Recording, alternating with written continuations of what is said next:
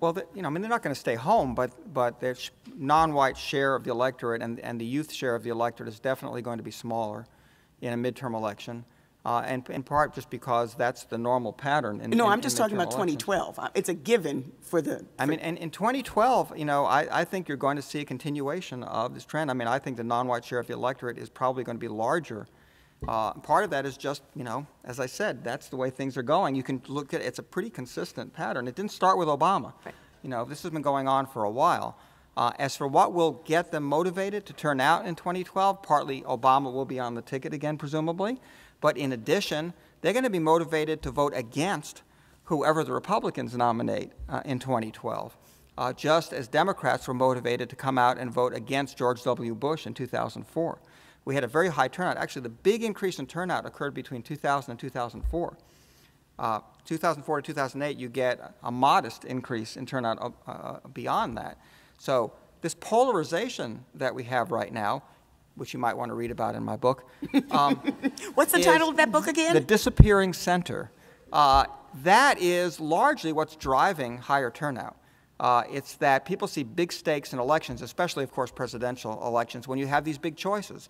And in 2012, we're going to have Barack Obama, in all likelihood, running for the Democrats for re-election versus the anti-Obama, whoever the Republicans nominate, you know, whether it's Sarah Palin, whether it's Newt Gingrich, whether it's, you know, unknown, generic Republican, whoever it is going to be, you know, running on a very, very conservative platform, and you know, it's going to be a big confrontation. And I think there's going to be a lot of excitement, and I think you're going to see high turnout again. At the same time, there are a couple of things to think about. Since it won't be the historic first election, there won't be that novelty. And so if we look at city data, where we look at the elections of first black mayors, unless there's extreme racial polarization in the subsequent election, turnout typically goes down because there is less of a novelty of actually participating in this particular election. So if Obama appears particularly threatened, so if a Tea Party-style candidate comes up, minorities will feel threatened by that because they sense racial resentment in the Tea Party. And that is something that could actually sustain high turnout numbers. But if it's somebody who is a little bit more moderate, you might not get the same type of bump. The other thing to think about for blacks, and I think also for Latino voters as well, just given the fact that it's a 2-to-1 margin for the Democratic Party, there is less of a likelihood for blacks or Latinos to threaten to defect to the Republican Party in order to show their displeasure with how they're being treated or ignored or neglected within the Democratic Party. So the only other logical option for them is to stay home and vote and thus show their displeasure in that particular way. It appears, given some of the public opinion polls that we've seen released by Pew within the last month, that Latinos are going to do that because folks are incredibly upset with the Democratic Party and with the Obama administration for taking a very, very lukewarm stance on immigration. And in part, strategically, the Obama administration did that because they didn't want to prime this whole issue about immigration and thus rile up more Republican votes. But Latinos are feeling alienated from the party as a result of that. And so there could be a price to pay. We could be talking about, you know, a party switch in New Mexico, for instance, and the gubernatorial race and other types of things to keep in mind. So if the Obama administration does not extend an olive branch and deal with issues that are of concern, particularly to Latinos, what you could see is not necessarily mass migration of Latinos back to the Republican Party, but you could see less enthusiastic turnout, which could in fact jeopardize the Obama ticket or make that margin in the popular vote more narrow, which, you know, will have us talking about mandates in ways that don't make any sense, but that will happen anyway. So yeah, I don't think that's going to happen, actually, because, number one, I think the Pew, well, there are some other polls, by the way. There's a Latino Decisions poll that questions, you know, whether in fact that's happening. You know, I think the Latino share of the electorate is going to be about what we'd expect for a midterm election. I don't think it's going to be down. You know, Gallup says it's 4%, and that's ridiculous in my opinion. In 2012, by then, I think, you know, I have no doubt the Democrats are going to try to push through some kind of immigration reform bill and fail. And, you know, I think that's going to be one of the big issues, again, in the election. And I think with the direction the Republican Party is taking right now and its leadership is taking on the immigration issue with pushing these very, you know, harsh anti-immigration laws at the state level and even at the federal level, you know, I find it hard to believe that Latinos are not going to turn out and vote at least in the same kinds of proportions that we've seen. And again, their share of the electorate is going to keep growing. So, I mean, that's a long-term trend. I mean, it's not going to change that much in 4 years, but over the next 12, 16, 20 years, yes, it is. So let's open it up. Are there any audience questions or comments? You've been very patient. Hand in the back.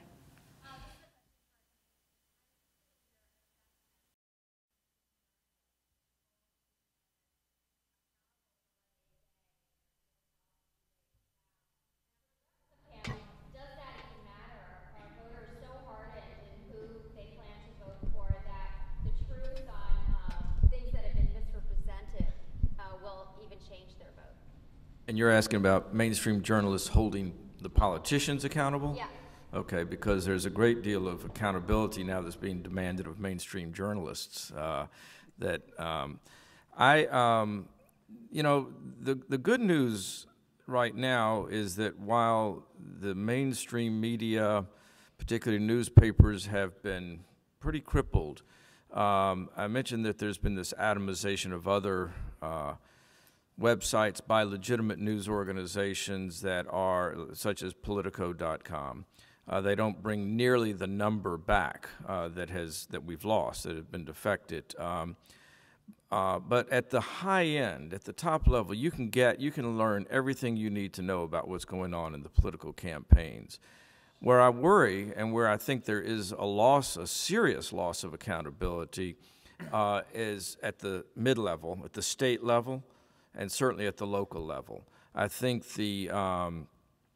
just the total, the attrition of reporters out there asking questions has had a very damaging effect.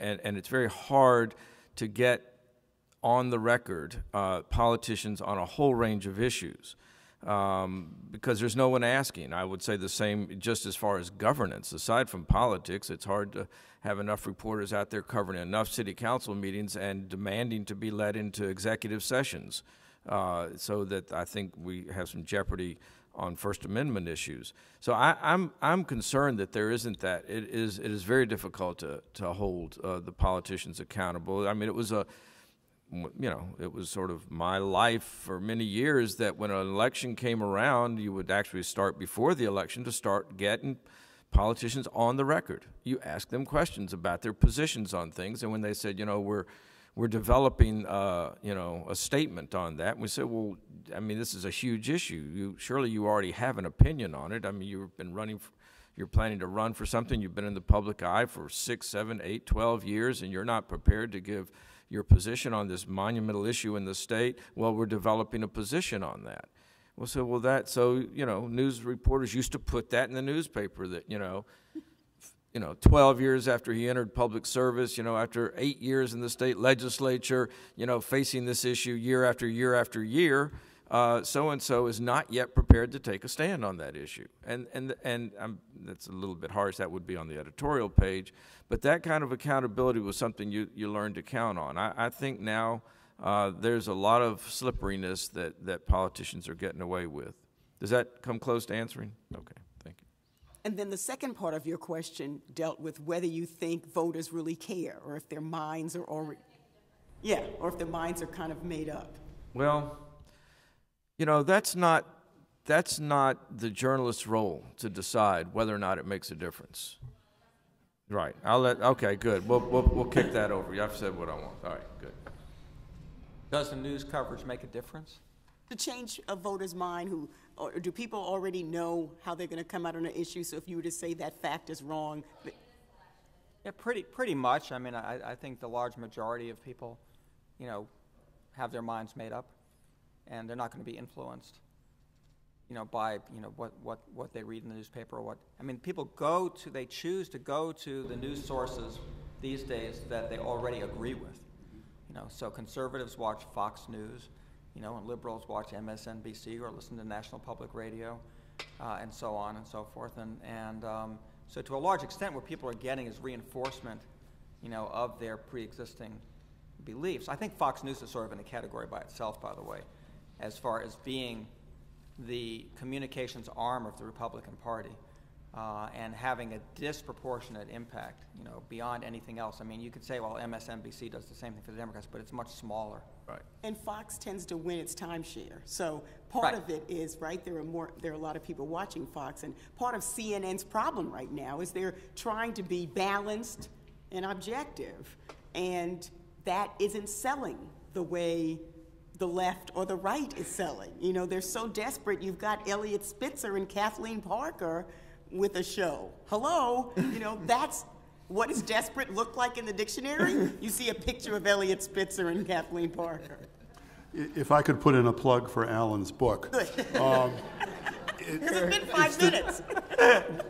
We'll be on paperback next year. What I'm hearing, I think, has become quite apparent, which is that the notion that there is an objective center, either not in the electronic media, be it radio or be it cable on the one hand, or unfortunately in the print media, in journalism, has largely melted away in the last 3 or 4 years. That's one of the casualties of what's happened in the United States politically in the last 5, 6 years. We've lost the ability to trust our media.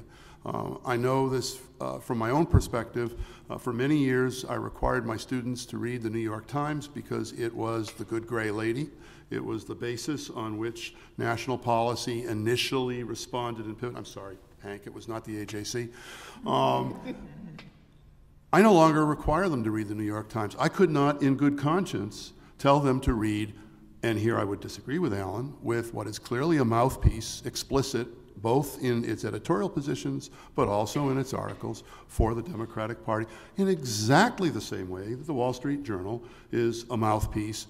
Not a mouthpiece, it's actually driving a kind of nondescript Republican effort. The Republicans can't catch up with it from the Wall Street Journal. So one of the dilemmas that we have is these cleavages.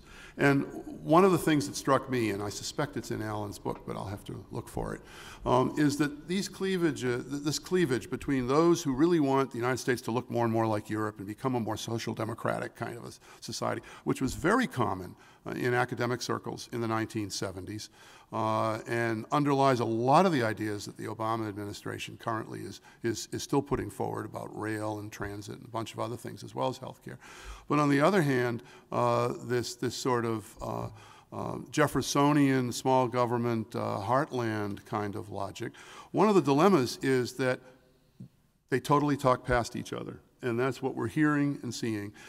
The words don't mean the same thing. Each side will talk about freedom. They mean something totally opposite. Neither side is able to listen to each other. And if I were worried about a trend in American politics or in the American political discourse, I would look at that and I would wonder whether or not, as that becomes more and more encrusted, as that process becomes more and more, let me use an unpleasant term here, Europeanized, whether you're setting the stage for some very, very difficult times ahead, because we are losing the ability to even have a national dialogue. And if that's in Alan's book, he's done a service by putting it there. The difference is that in we have much more polarized politics now than we did 40 or 50 years ago, although we have had very polarized politics at times in our past as well. From the beginning. In the beginning and at the time of the Civil War and in the 1930s True. and so on. So this is not totally new to us. Part of the problem here, though, is that our political institutions are not really designed to accommodate this type of polarization because they often require, supermajorities. They have many anti-majoritarian, features built into them. And we've seen in the last 2 years, just a number of examples of that, the most obvious being the Senate filibuster and so on. So I think that's the problem. I think that's part of the problem here. It's not just that we can't, that we have polarization. It's that we have polarization in combination with with political institutions that don't work very well when you have polarization.